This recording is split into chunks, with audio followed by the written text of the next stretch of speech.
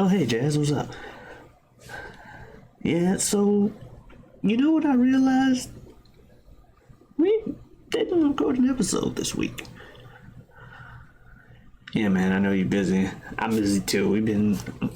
It's probably my fault. We both messed up. You know, it's a schedule conflict. It's fine. It's all right. I got an idea for what to do. Oh, you'll see.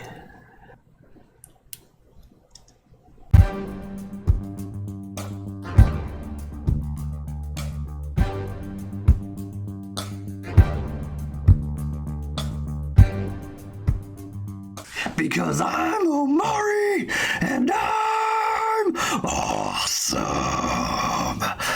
You know, because that actually starts with B instead of starting with T. Anyway, just messing around with you guys. Hey guys, you know who it is, what's going on, when it's happening, where it's at, and why we're here today. How you doing? It is I, the sublimely magnificent big ugly himself, Omari feogrande on YouTube, and I'm here with another episode of the Whatever We Want podcast, and as usual, I am joined by, oh wait, no I'm not.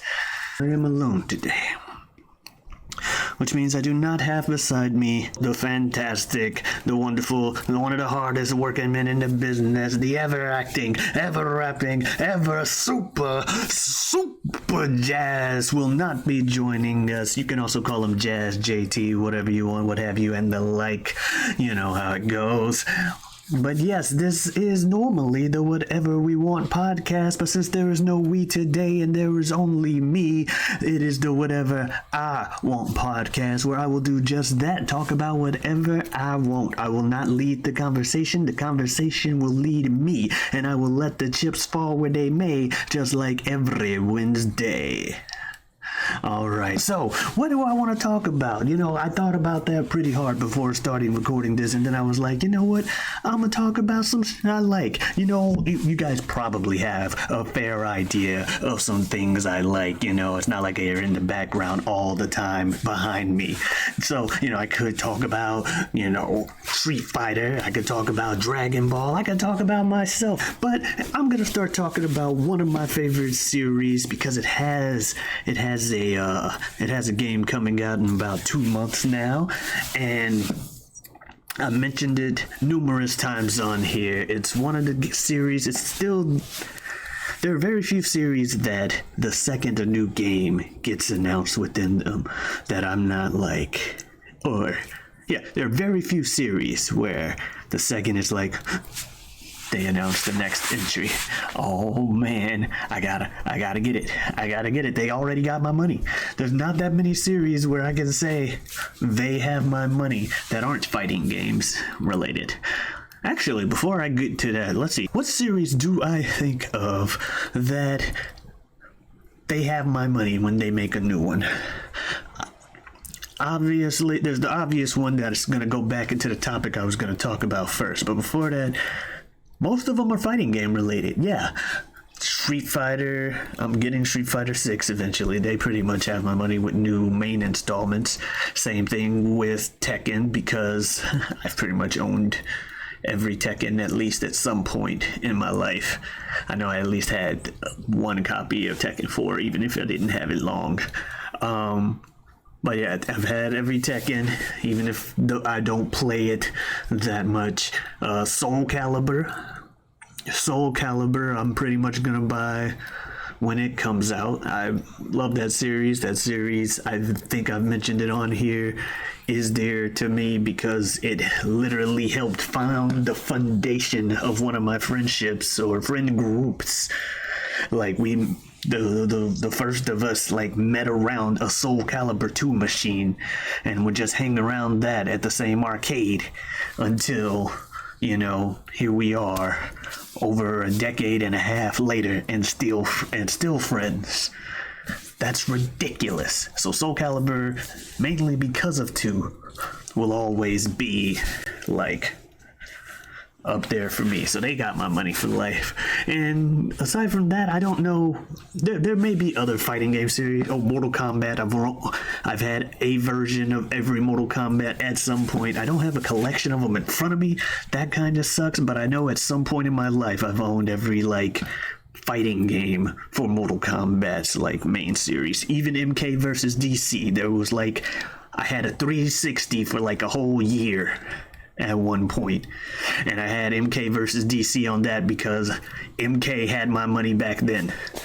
They had, like, got my first job the birthday right after I had gotten that job. My next birthday, I bought myself a PS2 and Mortal Kombat Deception.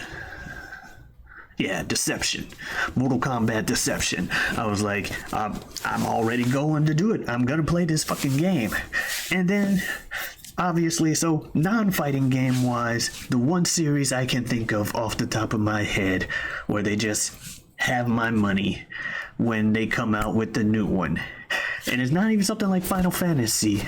It's God of War. That's right, people at home. If you didn't know already, I fucking love that series. God of War.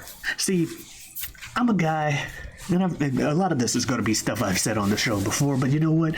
This is about me, and I'm talking about it.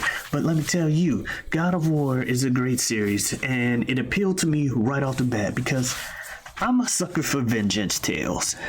I've always said this. It's a good vengeance quest. That's my shit. Sometimes I'll watch a movie just because, or I'll be excited to watch a movie. I don't watch enough movies. We watch, but I am starting to watch more and more over on my own channel. I'll mention that later. Now, I watch movies and stuff, but I like vengeance quests where the people, guy gets dicked over, works real hard through his life, overcoming trials and tribulations, or woman gets dicked over, works real hard in her life, works through trials and tribulations, comes back and gives that motherfucker what they deserve at the end. It's why Arya was one of my favorite characters in Game of Thrones, because that was one long vengeance quest, and she was being badass the whole time, so that was cool. But no, God of War, Kratos, one of the best warriors in the Spartan army, growing up, because reasons, makes a deal with the god where he pretty much sells his soul, or he pretty much he pledges eternal servitude to the god of war Ares. Ares is like, cool, you're gonna take these blades of chaos and you're gonna be pretty much my avatar. Let's wreck some shit. Yeah, let's wreck some shit. And things were cool. Kratos going around doing Ares' bidding until one day he goes to a random village, and in the village, Ares is like, these motherfuckers over here worship Athena a little too much. Burn that village to the ground. And sure enough, Kratos is telling the exact same thing to his soldiers. These fools are paying tribute to Athena. This symbol stands in defiance to Lord Ares. Burn this village. Burn it to the ground. And he starts setting the village on fire, and they just go into a random temple in the middle of the village and he just starts laying waste to everybody until he hears a familiar scream. Or I should say 2 familiar screams. And when he snaps out of his bloodlust, his blind rage of killing these random strangers in this village because Ares told him to, he realizes that the last 2 he hit were not strangers. They were his wife and daughter. As he tries to wonder how the hell that could happen, Ares is like, oh, I put him there. You good now. You ain't got a wife or kid. You ain't got no attachments. You gonna be the shit. And there was some old lady outside who told Kratos not to go to the temple. She's like, there's far more danger in the temple than you know. And he's like, get out of my way, bitch. But he comes out, she's like, you fucked up, and now everyone's gonna know you fucked up. I'm gonna take the ashes of your wife and kid and color your skin with them permanently. Everyone will know you as the ghost of Sparta, motherfucker. So now Kratos, covered in ashes for the rest of his fucking life, of his wife and kid that he was tricked into killing by Ares. Now, some people are like, why the hell wouldn't he realize? And I get it. Why wouldn't you just be like, wait, my wife and kid are here, blah, blah, blah. But at the same time, he had no reason to suspect that they were there in the village at all. He knew he left them back in Sparta. So why the fuck would he think they were there? So I get it, but he's still not a good person. I don't want to say he's a good person. He's not. But in this particular situation, the man wasn't about killing his own wife and kid. That wasn't what he set out to do. That's not what he cared about. And now he's haunted with nightmares about what he did. He's like, all right, I can't work for this Ares motherfucker anymore. He tricked me to killing my wife and kid. I think about that shit every night. I gotta find something to do. And that's when the other gods, mainly represented by Athena, come over to him and they like, do some stuff for us. And, you know, we'll work on forgiving those sins of yours. And so he does. He works for the gods for 10 years. And after killing a fucking Hydra, he goes up to Athena, or he goes to an Athena statue, because he can only communicate to her through a statue. Because, I mean, she's a fucking goddess. And he's like, it's been 10 years, bitch. What the hell? Why am I not been forgiven for my sins? She's like, okay. We got one more thing for you. All you gotta do. That motherfucker Ares, that dude you don't like, he's attacking Athens. You kill that motherfucker? We got you, fam. He's like, bet. So he goes on this long-ass quest to find an oracle in Athens who tells his ass to go to the middle of the fucking desert and climb a goddamn titan in Kronos to get to a temple known as Pandora's Temple to find Pandora's box. I'm spoiling this whole series, by the way. Just deal with that now. To find Pandora's box. And then he's like...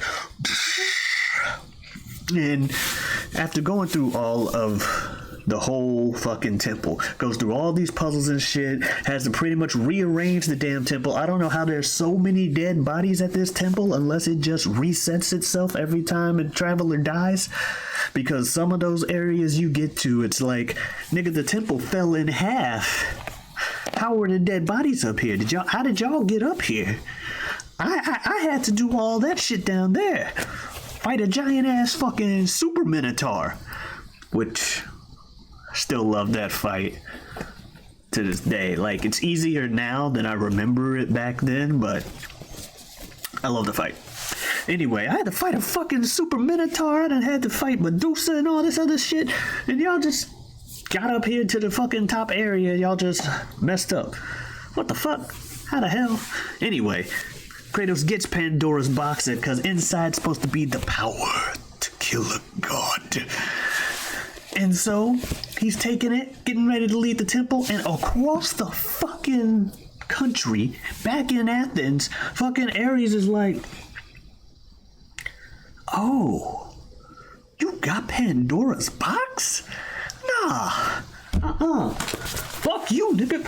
And just throws the fucking pillar across the desert into the door of the temple, right through Kratos, and fucking murks him. And it's like, holy shit. And Kratos dies. And his soul goes to Hades. And this motherfucker is like, hell nah. It don't end like this, motherfucker. Climbs his ass back out of Hades with some help from some random gravedigger dude who was digging a hole at the start of the game and was like, I'm digging a hole for you, nigga. You gonna die. What the hell you talking about? See you in a couple days. He didn't say that, but sure enough. Hey, look at that. I was digging a hole and I just finished. Come on out of there. And Kratos is like, all right, time for round 2. And meanwhile, Ares, the destroyed Athens, and he's like yelling at the sky, do you see Athena? Do you see what your brother can do? And Kratos is like, bitch, just knocks the Pandora's box out his hand, somehow like teleports over to that shit. Either that or Ares watches as he just takes what had to have been like 10 minutes to get over to where that is minimum. Fucking opens Pandora's box, grows like super large. It's like the power to kill a god. And then you had the epic final battle, Ares versus Kratos. After a whole bunch of shit, including mind tricks and all this other shit, Boom! You finally take Ares down. He's like, ugh. I saved you. And Kratos is like, I've not forgotten, Ares. I've not forgotten how you saved me. That night, I was trying to make you a great warrior. You succeeded. And he stabs the nigga in the throat. Explosions. And it's like, holy shit, that's a hell of a game. And then Kratos is like, alright, I did it. And then he realizes he still gets the nightmares from killing his wife and kid. And he goes to Athena and he's like, hey, Athena, what the fuck? I killed Ares. Why am I still getting these nightmares? She's like, oh, we said we forgive you. Congrats. You forgiven. I don't know what you're gonna do about them nightmares. And Kratos was like, alright, that's it. I know what I'm gonna do about these nightmares. I'm gonna fucking kill myself. The gods of Olympus have abandoned me. Now, there is no hope. And he jumps off a cliff. But the gods are like, nah. You a random mortal, like, super Spartan dude that killed Ares. You think we're gonna let you kill yourself? Nah, that ain't how some great warrior of Sparta's supposed to end his life. There's a new vacant spot up here on Olympus. We need a new god of war. And so the gods make the stupidest decisions they could do. They make a Spartan the god of war.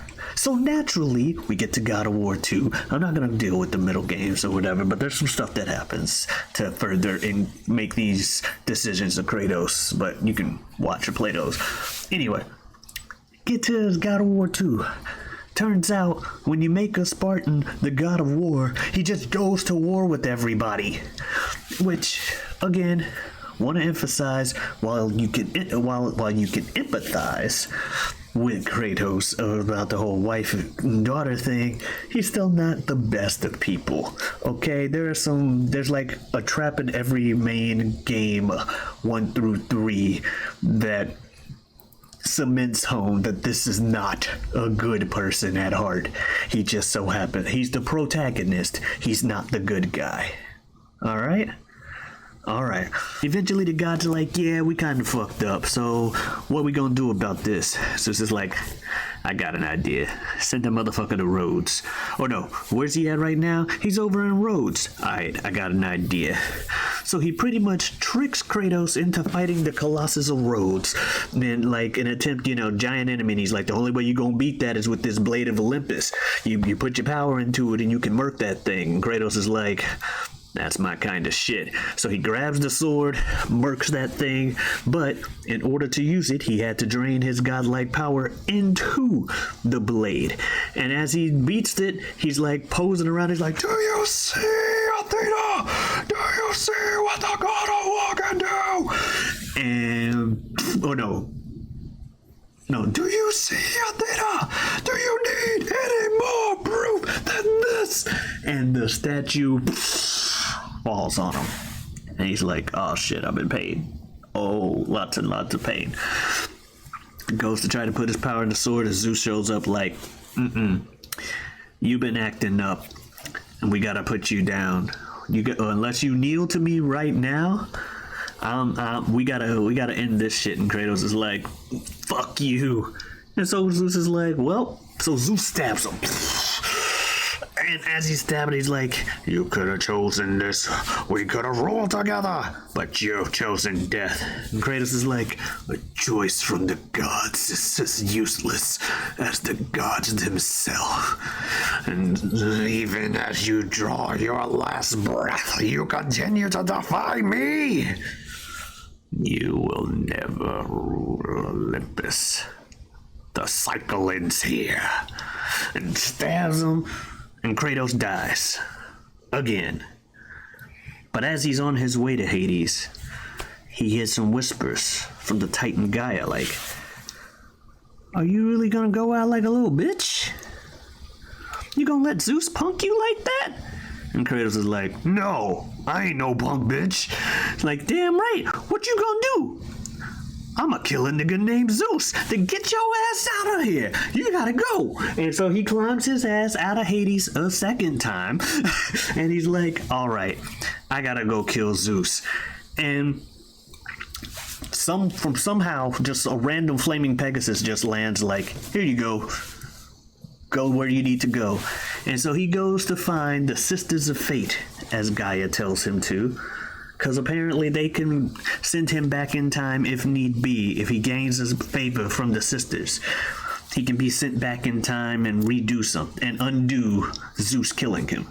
And long story short, he fucking succeeds. He goes through a whole bunch of other shit, killing random Greek heroes that get in his way because he's like, damn it, I'm getting to Zeus. Finally makes it to Zeus.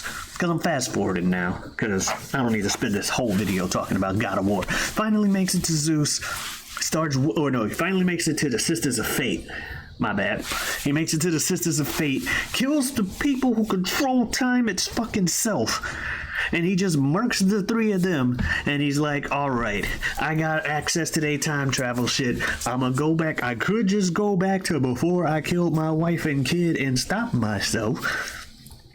But fuck that. I'm mad and that thought doesn't come to my mind. I'm here to kill a nigga named Zeus. So he goes ahead, opens up a portal to back before Zeus kills him, and literally comes back to the line, even now as you draw your last breath, you continue to defy me. And he's like, fuck you, Zeus. And Zeus is like, wait a minute, how the hell? The sisters wouldn't have given you a fucking favor. He's like, I killed the sisters, nigga. And Zeus is like, God fucking damn it, Kratos. All right, you want to run hands? Let's fucking go. And so they start beating the shit out of one another. And then eventually Kratos gets the upper hand because he takes the blade of Olympus, because Zeus had the blade. So Kratos eventually gets the upper hand, takes the blade from Zeus, and gets ready to stab him, or takes his blade, beats the shit out of Zeus, backs him up against a rock, takes like one of his blades of chaos, stabs his hand to the rock. Other one, stabbed him, crucifix position, takes the blade of Olympus, gets ready to stab, and Athena gets in the way. And Zeus is like, oh, I'm gonna get you now, motherfucker. And Zeus runs. While Athena is like, sorry, Kratos, I had to not let this happen. Zeus, you don't understand. Zeus just acted that way out of fear. It's the same fear that Kratos had that made him try to eat all his kids. He was afraid he's gonna be killed by you because you his son. And Kratos is like, his son? He's like, no, I have no father. And Athena's like, come on, man, you must not kill, Zeus. Zeus is Olympus, or whatever. She's like, you don't need to destroy Olympus. He's like, I don't seek to destroy Olympus, only Zeus. Zeus is Olympus, you dumbass. She's like, don't do it. If you do so, everyone on Olympus will fight against you. And she dies, and he's like, well, if everybody on Olympus is gonna stand against me, then everybody on Olympus is gonna die. I'm sick and tired of all these motherfucking gods. I'ma go kill all them niggas if they get in my way. So he goes back in time, grabs some of the Titans from when they had the Great War, the gods versus Titans, and then brings them back. It cuts to like Zeus talking to Hades, Poseidon, Helios, and Hermes, like, my brothers, shit's about to go down. And as he's like giving this epic speech, mountain starts shaking, and sure enough, it's Gaia climbing up with Zeus on her back like, Zeus, your son has returned. I bring the fall of Olympus. And now that I'm thinking about it, I definitely went through this whole story on another thing. So anyway, bottom line is, fast forward, third game, he beats everybody up. He beats all the gods that he comes across, ruins the world, blah, blah, blah. And then you have God of War 4 on the PlayStation, because there was a game in between. There was Ascension. It was a prequel. It was all right. Whatever. Lots of people hate it. It's all right. I get why they hate it. Well, I get why it gets to hate it does. May get a little too much. But then they announced God of War 4. And I was like, holy shit. All right. I'm gonna play. Wait. Why is that little boy walking around with them? Boy, you gotta do this. Boy, you gotta do that. And I'm like, do you have a fucking little kid sidekick this whole time? But then I played a game, and yes, you do have a little kid sidekick the whole time. And boy is fucking awesome. Boy is Atreus. And Atreus is godlike because he's Kratos' son. No, but he's awesome. He's got a bow. He's very useful. A plus, like sticking you with a little sidekick character. Game developers. Anyway, now in November we got God of War Ragnarok. And I'm looking forward to it. So much so that I'm just gonna play through for October. By the way, on my stream, I'm just gonna play through the whole fucking series leading into November, where I'm then gonna be streaming the new game. So that should be fun. But that is one of the things I've been hyped for quite some time. But yeah, God of War is a series that I have always said they have my money. When they announced that Ragnarok was going to happen and that it was going to be on the PS5, I'm like, well, I'm eventually gonna have a PS5 because they have my money. I don't know how much. I don't know how I'm gonna get that much money, but I'm gonna have a PS5. And while I never got that much money, I have really good friends because I still got this. My friend got it for me so that I can play Ragnarok. I mean, it's fantastic. And I have amazing friends, much like Superjaz, much like my good friend Bill Smith on the other channel, much like Bob the Tomato, who we mentioned on here, as well as Niz and everybody else that I come up with random nicknames for, Ibn as well. You know, I've been blessed to have a lot of friends over my life. You know, that's what I want to talk about. I want to talk about the things that I know I'm using the term blessed. I may not be like 100% rah-rah religious, but hey, lucky, blessed, at the end of the day, same concept, whatever you want to call it. I've had some really good friends over my life, man. I hear about how people grow out of touch. They may have like one or two things, but I have long-lasting friendships with a lot of people, and that's awesome. I've always been thankful for that. I know, random sappy moment. I won't get all like super sappy about it, but it's true. Yeah. So what else have I been into doing lately? I've been playing that Miles Morales game. Oh, I played this game where you're a cat. I might have mentioned it on the previous one called Stray. This is weird. It is a weird game, but I can see why it caught on the way it did. Because it's a pretty game. And at the end of the day, people just like seeing cats do cat things. There are even a couple times where I was like, ha ha ha, he did it. He did the thing. Oh, he's purring. Because there's like spots where you can literally just press. You can literally just press triangle to go to sleep. And when you do that, the cat like lays down and your controller starts vibrating like as it's supposed to be purring. And then you hear the purring like in your ear, and I'm like, all right, that's just cute. I get it. But yeah, if you can still get it for free on PlayStation, check it out. Been playing Spider-Man Miles Morales. I played the other Spider-Man game twice now, and I 100%ed the previous, PS4 Spider-Man game. I'm not sure if I'm going to 100% Miles Morales, just because I might want to play something else before October comes around. Also, I want to get back into playing fighting games and stuff again, because I haven't played Guilty Gear in a minute, and that's my best game at the moment. Or is it? Because my best game is technically CVS 2, I guess. That's the game I did best at CEO. If I were to take my most recent tournament participation into account, my best game is CVS 2.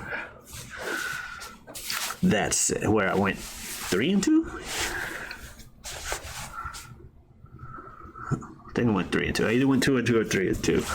I came real close to. It was the best I did in a long time, and especially anything at CEO, because I actually did worse at this past CEO in Guilty Gear Strive. I actually did worse than that despite practicing it the most. It's hilarious. And then KOF 15, I just kind of dicked around and was like, I'm just going to go off of what bare basics I know because I don't want to focus too hard on this game and Guilty Gear.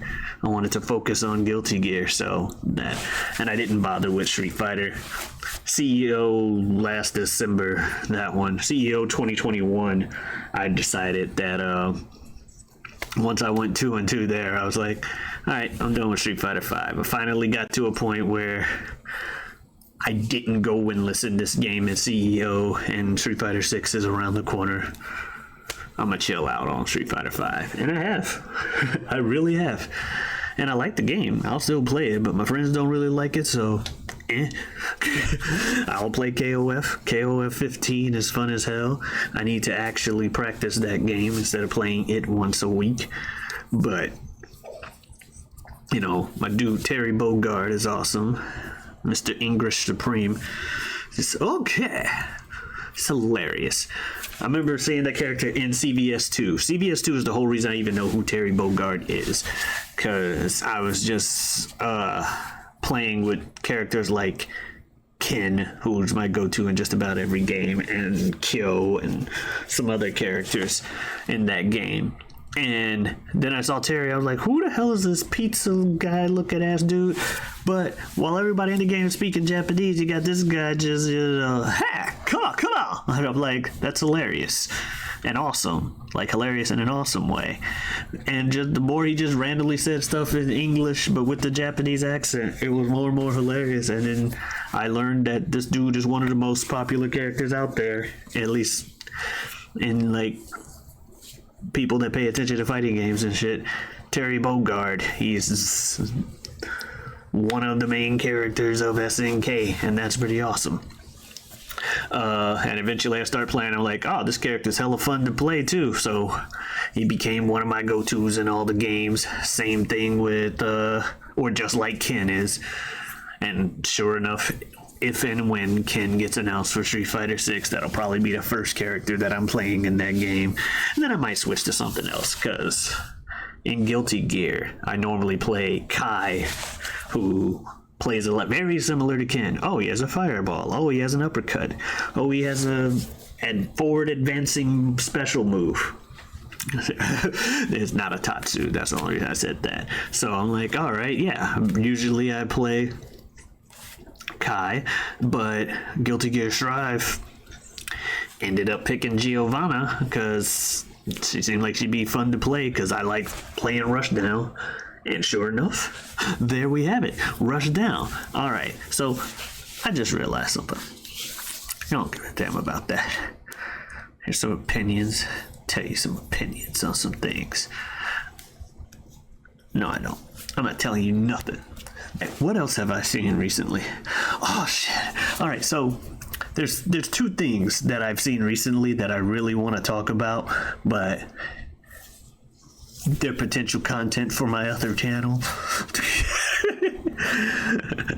So it's weird. Well, one is definite content for the other channel, so I can't talk about that. But the other one, I'm not sure. But the new Dragon Ball movie, Dragon Ball Superhero, I went and saw that a couple weeks ago, and I enjoyed it.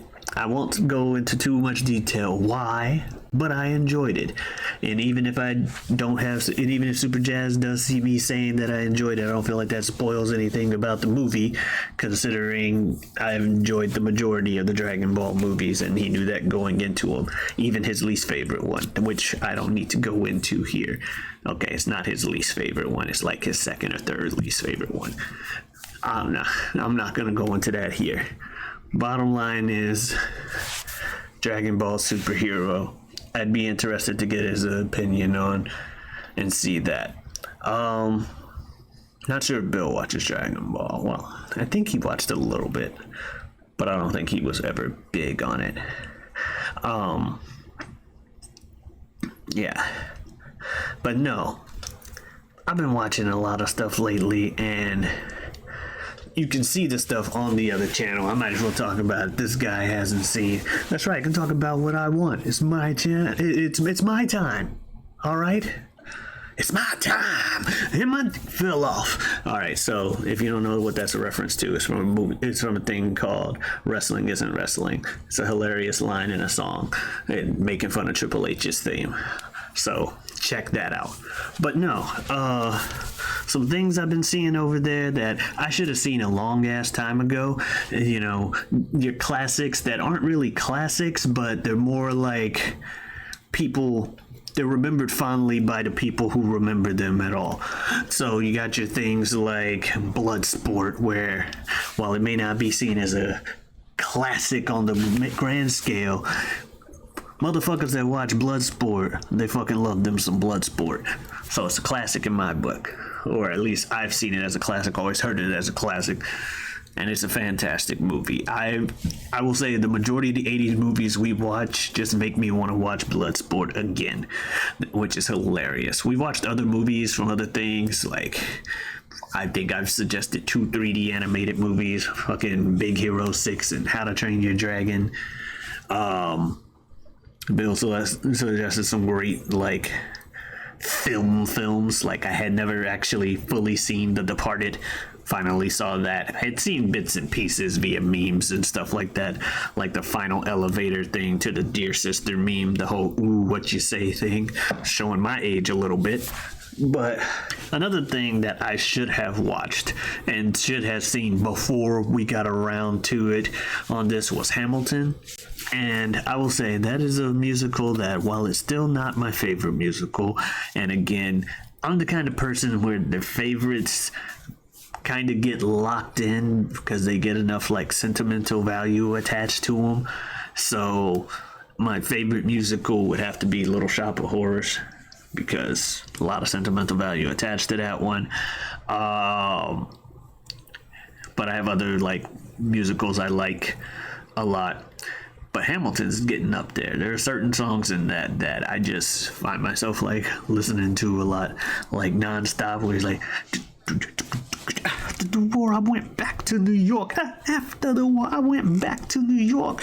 That song, that's hilarious. But I mainly like that song, or the main thing that got me into that thing. And the more I listen to the songs, rather, the more... Alright, so my sister, she had told me when she first mentioned Hamilton to me back in December, she's like, hey, you should play this, you know, this Aaron Burr being a black guy, or portrayed by Leslie Odom, who happens to be a black guy who does not have that much hair on his head.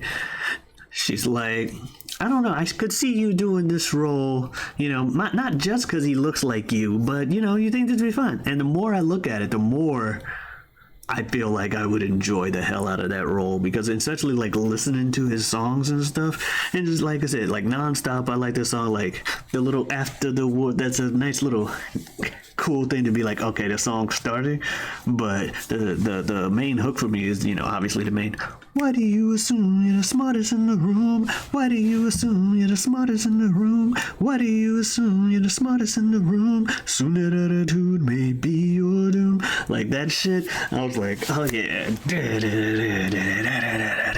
And then like just the rest of the times where he's singing that song, when, you know, he's like, what? Oh Jesus! For once in your life, say something with pride. I'll keep all my plans close to my chest. Wait for it. Oh my God, it's great. I'll sit here and see which way the wind will blow. I don't know. Not the best singer. That probably sounded terrible, and I'm gonna probably hate hearing it later, but whatever. I felt like singing it right now. You know what else I feel like singing? Whatever I want to. You know what I'm saying? Because that's what the show is. Have I gone to that joke too many times? I probably have. It's what I do. Check it out. I don't know why I did that. Maybe to speed it up a bit. Oh my God. But no, Hamilton's great. Like the fucking wait for it and stuff. Like I would need to take singing lessons, but I still think I would love to do that role. Like the Aaron Burr songs are like cool, and they make me interested in doing that. Even though I don't really listen to all of them, I just like some of his parts. But yeah, Hamilton's a good musical. I also heard Jesus Christ Superstar all the way through for once. That was weird. I watched the movie version from like the 70s. That was a weird experience, but a good weird experience. Just the fact that it opens up with a fucking desert and some fucking vans driving up as a bunch of hippies get out and just like, this is what we're doing. We're the cast of Jesus Christ Superstar. They don't say it. They like stand in like a weird position and then the title comes up. And then at the end of the movie, they just get back in their fucking vans and drive away after doing all that shit. Like, it's weird, but it's weird in a good way. I liked the framing of it. Or some other standout films. I'm gonna give Jazz his credit. I've liked both of the films he suggested for over there, Wanted and Lady Bird. I did not feel like I would like either of those. Nothing against Jazz and his opinion for movies. We share a lot of opinions on a lot of things. There's some things that we don't, but we share a lot of opinions on a lot of things. So I'm not surprised just because Jazz suggested them, but I'm more surprised that I ended up liking them because they weren't. Well, one wasn't my wheelhouse at all, Lady Bird. That's not usually something that I hear about and I'm like, oh, I'm gonna go watch that. Cool. Movie about how hard it is to grow up being a teenage girl in America.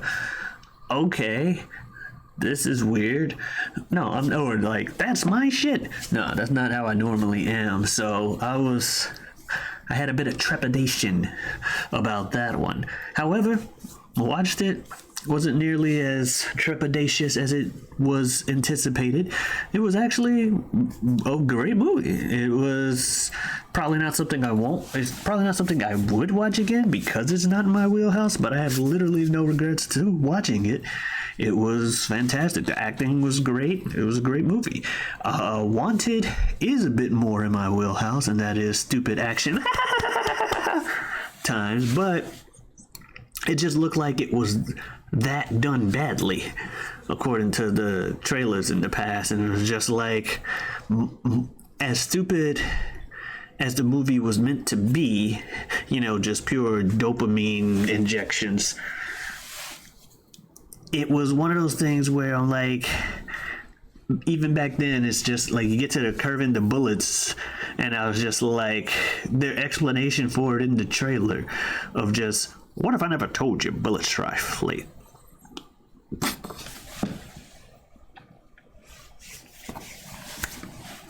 What if I never told you bullets fly straight? You just curved the bullet, nigga. And it's like, all right, so I don't think that's... What? If I never told you bullets fly straight, I just pull the fucking trigger and watch it fly straight because that's what they do. But I couldn't get past that simple concept back in the day when I saw the trailers. I'm like, this just seems silly. What is this? There is no spoon ass shit. And so I didn't watch it. But come nowadays, finally see it. And I was like, all right, it's just a fun movie. It's a fun movie. It's not like, oh my God, Oscar, but it ain't supposed to be. It doesn't take itself seriously. I don't necessarily like the main character, at least for the most part. There are times where he has his cool moments, but there are other times where that guy just pisses me off. But it's also kind of by design when they do it. So whatever. But the movie, solid movie. If you haven't seen Wanted and you want something where you can just turn your brain off with your beverage of choice, or your lack of sobriety of choice, or your full sobriety of choice, go right ahead. Just do so responsibly. And if you're of legal age, of course. So yeah, so I've been rambling on a bit, and now it seems like I'm starting to run out of things to talk about. So I'll just go ahead and start talking about where else you can find us on our socials. If you don't know, well, first off, you can talk about where you can find me. I am here, obviously. I am here every week, every Wednesday on the Whatever We Want podcast. I am also elsewhere on YouTube under feogrande. That is Feo Grande. Where I had the movie reviews for the things I've just mentioned, such as Wanted, Lady Bird, Hamilton at Big Hero 6, Highlander, Road Warrior, etc. I'm gonna get you, sucker. Also, that's a hilarious time. You can also find me on Twitter and Twitch at Giotavi. That is Giotavi. Come on in, stop on by. Also, just so you know, Jazz is a rapper. You can find him anywhere you stream your music under Superjaz. He has his album titled My Secret Identity, his debut album. You may have to search Superjaz, My Secret Identity, because he's not that famous yet. You can also find him on Twitter at Superjaz2. That is SUPERJAZ number 2. You can find him on Instagram at Forever Superjaz, the word forever spelled correctly. And, alright, so it's come to the end of the video where I'm talking to you guys. If you came this far, listen to me. Thank you. I hope you enjoyed it. Next week, we will be back to full strength. Back at the point where we bear watching, as he who bears watching shall return. And I know you're wondering just what we're gonna talk about. Spoilers. Whatever we want. Adiosness.